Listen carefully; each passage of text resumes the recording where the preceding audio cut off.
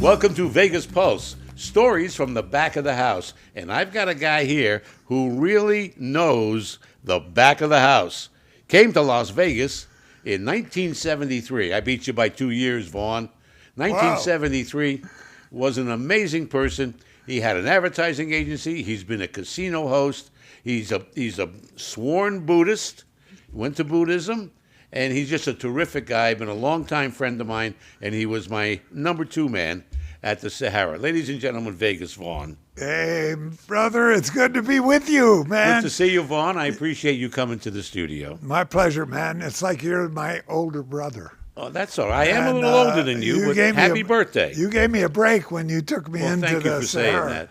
Let's talk about your beginnings. You go back to Vegas back in 73. There's an interesting story about how you came to town and some of the things you encountered. Fill us in on that. It was wild, man. I did not plan to live here. I was traveling from Michigan. I was born in Detroit. In Lansing, Michigan, I became a DJ. I was on the radio. And everybody said, you got a great show. You got to get into New York or L.A. And I'm like eating it up. I'm like 25 years old. And I'm like, all right, well, I don't like the snow, so L.A. is where I'm going to go. And I went on the road to So you started out going to L.A. You weren't I started, and my journey is to go to L.A. to be a DJ. And I stopped in Vegas because I had a friend that lived here, and he was telling me, this place is awesome, you got to check it out, blah, blah, blah. So I think I'm going to check it out before I go to L.A. Before I even got hold of him, I gambled. Yeah. And I lost all the money I saved to make the trip. I saved for a year, a year. Came 2000. I had $2,000. This is 73. $2,000. That was big money. Was man. big money in 1973. That was big money. So I'm like playing and trying to win and this and that, and I would win a couple of times and it would be great and this is good, but I couldn't stop. I kept going, I kept going, I kept going. So at that time, that was the Hilton Hotel, was the last hotel casino that I was at. It's called the Westgate now. But anyway, I lost every penny. And I walked out, I was crying. What have I done? I didn't even call my buddy yet.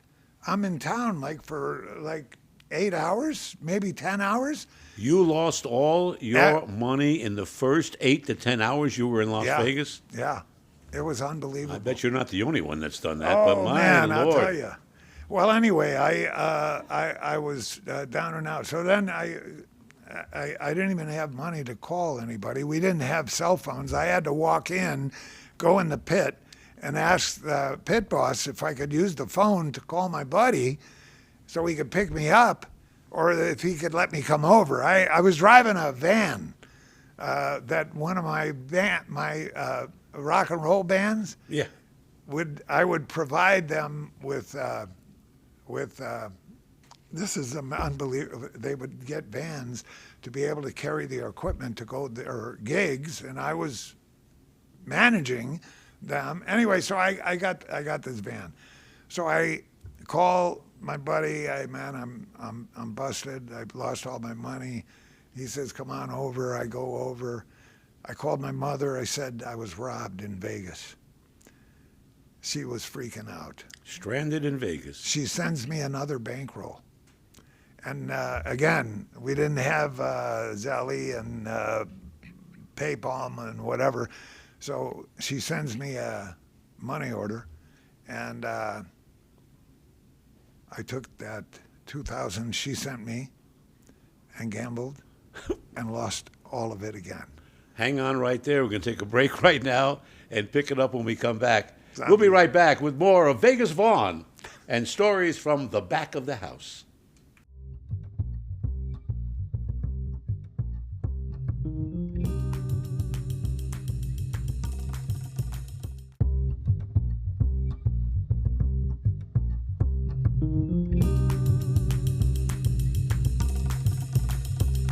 We're speaking with Vegas Vahan, longtime Vegas resident and he's got some great stories. Truly, from the back of the house. I was a degenerate, man. It was terrible. But I got the bankroll from my mother. I went and started gambling again. Lost everything. I'm like freaking out. Talked to my buddy. He says, look, you can sleep on my floor. He had a bean bag. I laid on the floor, and I just tried to figure, what am I going to do? What am I going to do? So I knew how to sell. I was a DJ. I could talk forever. So I started selling, advertising, and telephone books, right?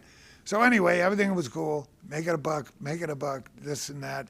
And then I'm gambling every time I get paid. I'm gambling. And then I got hold of my brothers. My brothers were kind of drug dealers in Michigan. This is in the 70s. Everything's cool now.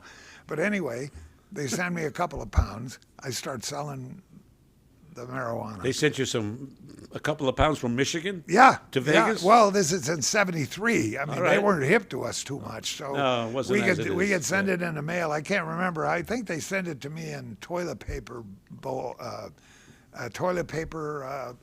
bags or cartons, whatever. Anyway, so I'm just trying to get it together and gambling, can't stop, and this and that. And then I became a door-to-door salesman selling water conditioners. And there's this beautiful woman who's a secretary, and I'm hitting on her.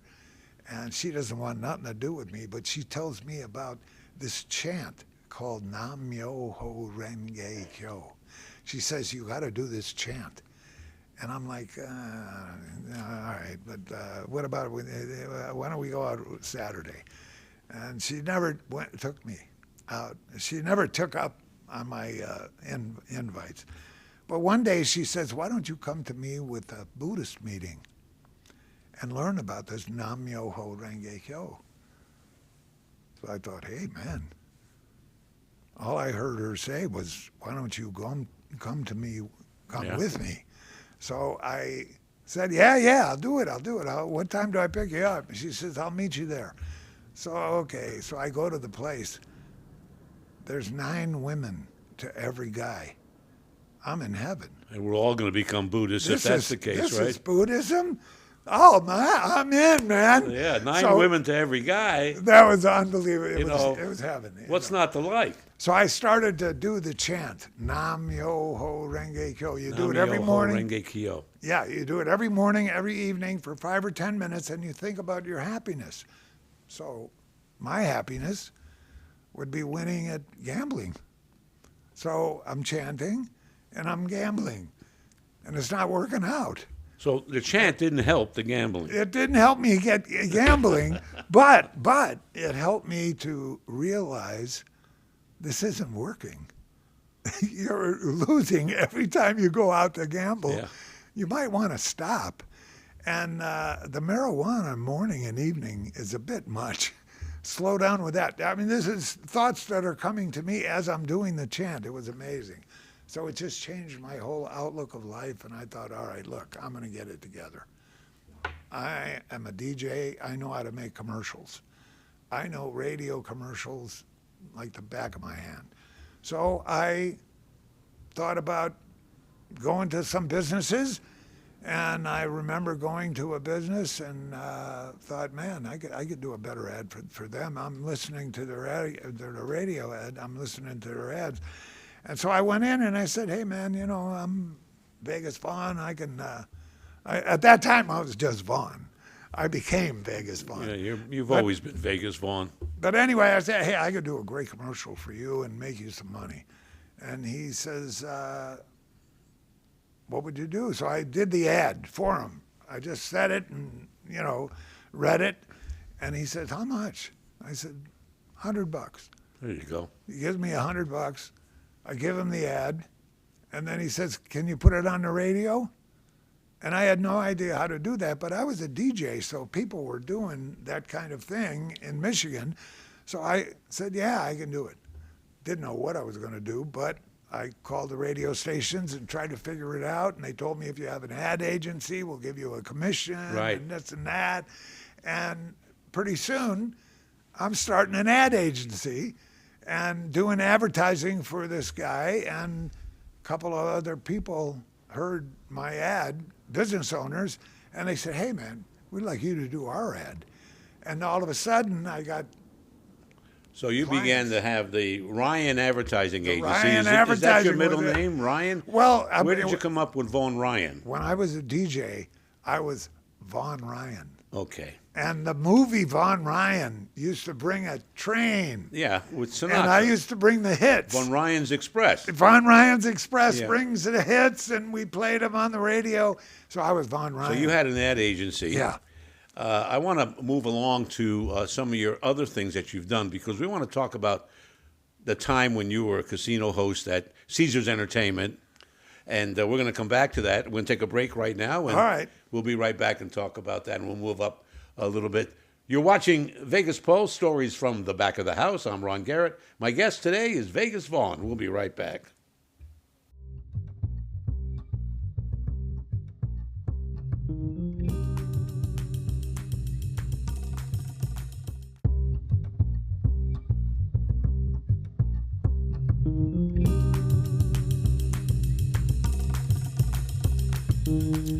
This is Vegas Pulse, Stories from the Back of the House.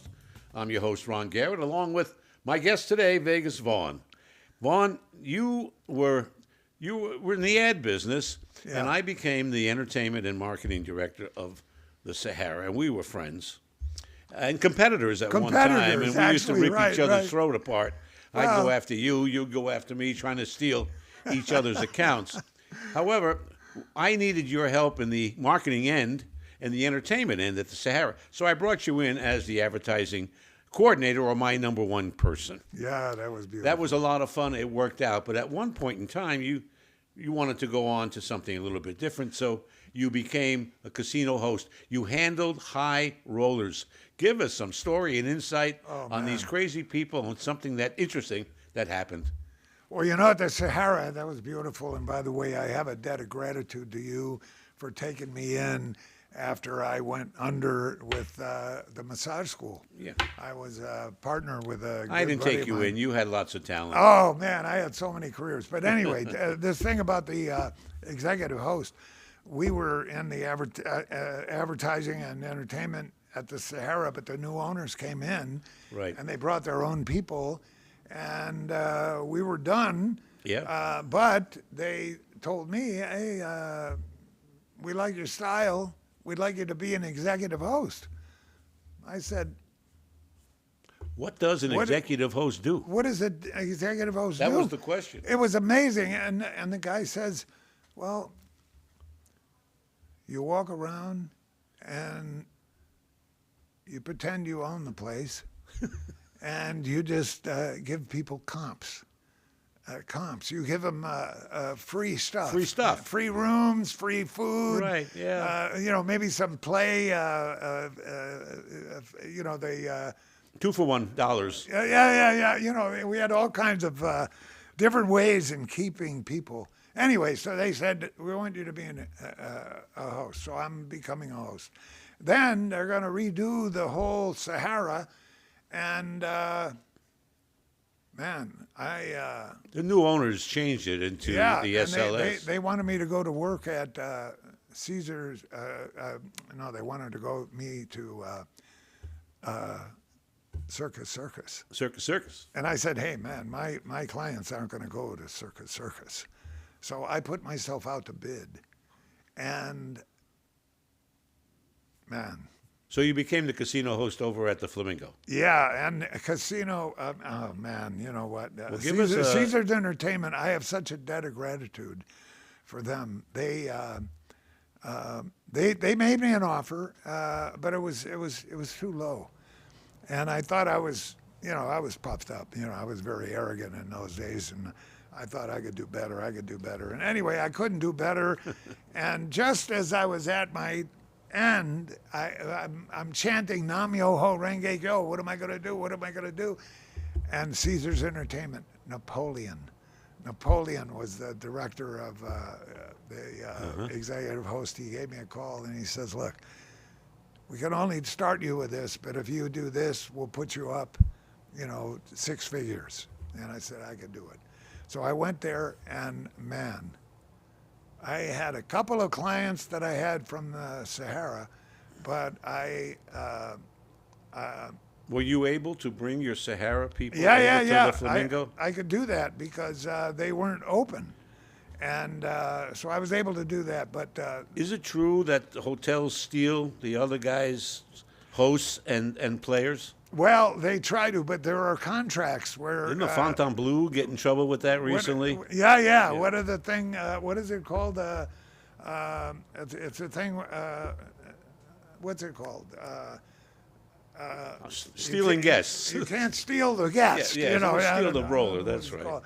But anyway, so I'm in Caesar's Entertainment, and I'm dealing with these people and so on and so forth. And there was one guy that I had at the Sahara who was actually a poker player. And he wasn't really worth a lot of money to the hotel, but I was real nice to him. And I really served him as like a king. And one time he had a friend who was coming to Vegas from Denmark. And he said, I want to introduce you and take care of him. He came, and he was like a whale. They call him whales. And Did he was, bring a bag of money with him? he was a big player. He used to come with a lot of money, and then sometimes he would lose it. And I'm still giving him stuff, the complimentary comps, as we call them. And so it really, I developed a relationship with him in which he taught me how to take care of whales. And that was to treat them with respect and dignity, and don't chase after their money. Just make them have a ball, make them have fun. So I had customers that were coming to Vegas, and I had a guy. I used to come from, I think it was from Florida. Anyway, he would come with a briefcase, and I would go to the airport to pick him up, and he comes out of the plane, and he hands me a briefcase, and he says, take this to the cage. Uh-oh. Now the cage is where the money is. Right. At every hotel casino there's a cage, and they say that every hotel casino has to have at least $1 million in cash somewhere in the building.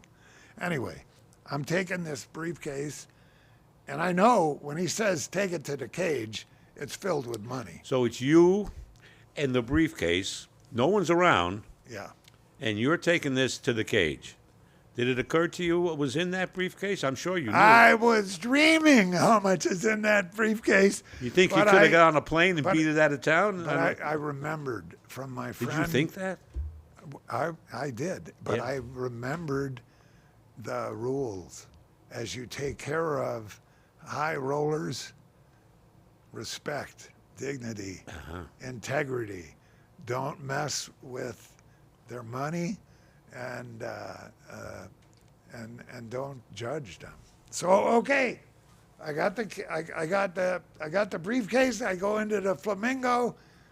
I go to the cage, and I had a security guard. I told the clerk, I got a briefcase. So they take me in. A security guard comes over. Boop. They open the briefcase, and it's filled with $100 bills. And I'm like, wow, man, I could have scooped from Vegas, and I don't know how much I would have had, but eventually it was $100,000 in cash. $100,000 in cash in that briefcase. In that briefcase. Oh my goodness! And it was a trip. So anyway, I set it up, and now they have a credit line when they come to the hotel, and $100,000. When they're at the when they're at the table, and they call for a marker. Yeah. That's what they're doing. They have It goes against the bunch deposit. of money that's been deposited, or they have a credit for a certain amount of money. But my guy, he was a cash guy. So anyway, we're doing the thing, da-da-da-da-da. He's ordering and he runs out of money. 100,000's gone. in the various games that he was playing. So he says, I need to I need to get a money order. Western Union. I got to get hold of Western Union. He calls back home and gets 80,000 wired to him at the casino at the Flamingo, and I'm the runner. I'm like doing whatever. Yeah, yes sir, yes sir, yes sir. All right, I got that. And it was a trip how taking care of them was like treating them Respect, dignity, with and respect class. and dignity. We got to and take a whatever they break want. right now. I'm going to come back and ask you some specific questions you may not want to answer. Okay, You're watching well, Vegas Pulse. The no stories from names. the back of the house. No names. We'll be right back. Hang in there.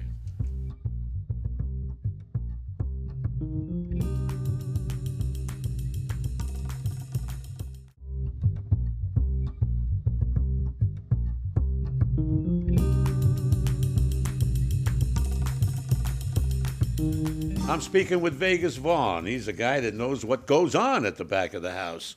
And he just told us a great story. Vaughan, let me ask you this. Did you line any of your whales up with girls? Did they ask for girls? What are some of the things that they asked for that you maybe didn't want to do? Oh man, that was a trip. And Ron, you're right. If it happens in Vegas, I know about I it. love that. This is a trip. So I had one guy that would come, and he would show up with his wife. And I'm to have him on the 17th floor of the Flamingo, and then they'd get situated, and then he'd give me a call, and he'd say, I got a friend of mine coming. I want her to be on a separate floor. And I'm, the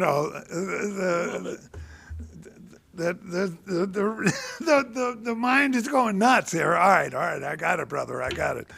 Okay, so he would have his girlfriend go on another floor, and I would be taking care of her, and I would be taking care of his wife, and I would always make sure that if he wanted to be with his girlfriend, I made sure that the wife was in the spa or have a shopping spree. I would get the limo to take her to a mall, and coordinating these things was like driving me nuts.